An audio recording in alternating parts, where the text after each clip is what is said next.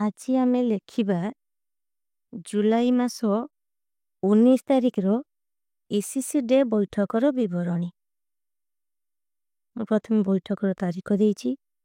ସ୍ଥାନ ଅଙ୍ଗନବାଡି କେନ୍ଦ୍ରର ନାମ ଲେଖିବେ। ସମୟ ସକାଳ 10ଟା। ବୈଠକ ବିବରଣୀ। ଗଦ୍ୟତା 19/7/2025 ରିଖ ଶନିବାର ସକାଳ 10 ଘଟିକା ସମୟରେ ମନ୍ଦାସାଇ ପାଟଣା ଅଙ୍ଗନବାଡି କେନ୍ଦ୍ରରେ ଇସିସି ଡେ ପାଳନ କରାଯାଇଥିଲା। ଏହି ବୈଠକରେ 3 ରୁ 6 ବର୍ଷର ପିଲାର ମା ଏବଂ ସେମାନଙ୍କ ଅଭିଭାବକ, ଗର୍ଭବତୀ, ପ୍ରସୂତି, ଅଙ୍ଗନବାଡି କର୍ମୀ, ଆଶା, କିଶୋରୀ ଓ ସହାୟିକ ଉପସ୍ଥିତ ଥିଲେ। ଜୁଲାଇ ମାସ 19 ତାରିଖର ଆଲୋଚ୍ୟ ବିଷୟ ଥିଲା ଆମ ପର୍ବପର୍ବାଣୀ ଓ ସଂସ୍କୃତି।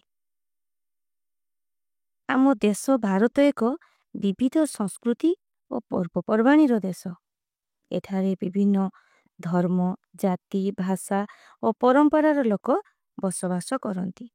ଏହି ପରମ୍ପରା ଓ ଉତ୍ସବ ଗୁଡ଼ିକୁ ଶିଶୁମାନେ ପ୍ରାରମ୍ଭ ଦିନରୁ ଜାଣିବା ଓ ଅନୁଭବ କରିବା ଆବଶ୍ୟକ। ଏହି ପର୍ବ ଓ ସଂସ୍କୃତି ମାନବିକ ମୂଲ୍ୟ ବିକାଶ, ସାମୂହିକତା, ଆନନ୍ଦ ଓ ଶିକ୍ଷାର ଅବିନାଶୀ ସ୍ରୋତ। ଇସିସି ଡେ ଅବସରରେ ଆମ କେନ୍ଦ୍ରରେ ଆୟୋଜିତ ଆମ ସଂସ୍କୃତି ଓ ପର୍ବପର୍ବାଣୀ ଥିମ୍ ଉପରେ କାର୍ଯ୍ୟକ୍ରମର ଲକ୍ଷ୍ୟ ହେଉଛି ଶିଶୁମାନଙ୍କୁ ଭାରତୀୟ ସଂସ୍କୃତି, ପର୍ବପର୍ବାଣୀ ବିଷୟରେ ପରିଚୟ ଦେବା। ସଂସ୍କୃତି ଓ ଉତ୍ସବ ମାଧ୍ୟମରେ ଶିଶୁମାନଙ୍କୁ ଶିଳ୍ପ, ନୃତ୍ୟ, ସଙ୍ଗୀତ, ରଙ୍ଗ ଓ ଆନନ୍ଦରେ ଅଂଶୀଦାର କରାଯିବା। ପାଲା, ଗୀତ, କବିତା, ଚିତ୍ରାଙ୍କନ ଓ ଅନ୍ୟାନ୍ୟ କାର୍ଯ୍ୟକଳାପ ମାଧ୍ୟମରେ ଶିଶୁମାନଙ୍କ ମନୋବିକାଶ, ଭାଷା ବିକାଶ କରାଯିବା।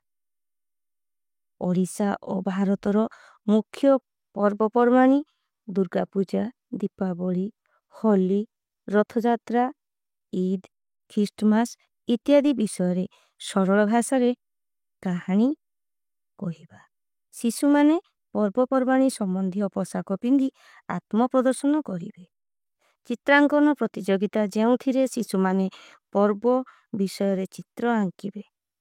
ସଂସ୍କୃତି ଓ ଉତ୍ସବ ବିଷୟରେ ଅଭିଭାବକମାନଙ୍କୁ ସଜାଗ କରିବାକୁ ଏକ ଛୋଟ ଆଲୋଚନା ଓ ଅଭିନୟ କାର୍ଯ୍ୟକ୍ରମ। ଏହି ଦିନଟି ଶିଶୁମାନଙ୍କ ପାଇଁ ଶିକ୍ଷା ଓ ଆନନ୍ଦର ସମ୍ମିଳିତ ଅନୁଭୂତି ହେବ। ଆମ ସଂସ୍କୃତି ଓ ପର୍ବପର୍ବାଣୀ ସମ୍ପର୍କରେ ଶିଶୁମାନେ ଆନନ୍ଦ ପ୍ରଦାନ କରିବେ। ଶେଷରେ ସମସ୍ତଙ୍କୁ ଧନ୍ୟବାଦ ଦେଇ ଆଜିର ବୈଠକ ଶେଷ କରାଗଲା।